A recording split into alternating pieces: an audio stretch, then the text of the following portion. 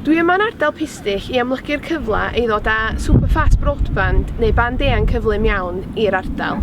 Mae'r speed yn ofnadwy o araf, mae dwi'n siŵr bod o dan 3 o ran amla, weithio mae'n mynd yn reit isal di, jyst mae'n byffio bob munud.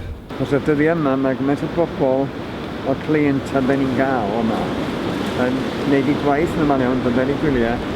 Mae'n trio gweithio fel dos am math o signal, dyna drws yn cnopio bob 5 munud. No signal, I can't get through.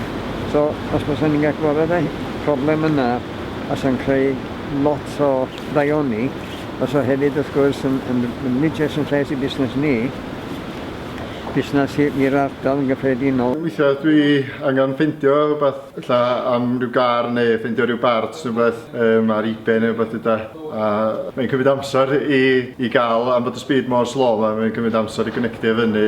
Weithiau ti'n colli'r connection. Niwsans a dweud y gwir. Bys sy'n gwylltio rhywun waith ydy bod rhywun yn talu rhyw faint o pob arall amdano fo a di'r service I mar gael yma lle mewn ffordd. Mwyn I hyn ddigwydd, da ni angen trigolion y busnesau lleol, hyd nod os ydych chi yn pentra Pistyll ac yn cael superfast broadband yn barod, I fynd I wefan Connect My Community gan Openreach I ymrwymo'ch telebion.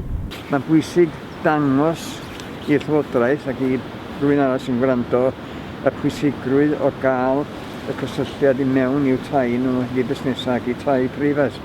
Wedyn, dwi'n erbyn yna chi gyd, pob bynnag sy'n edrych ymlaen, edrych mewn rwan, I gofrestru a atab y genadwri ar y wefan. Mae angen I pobl Pistyll I gyd tai a busnesau I bledio I fynd ar wefan Openreach I gofrestru I gael fiber optic yma.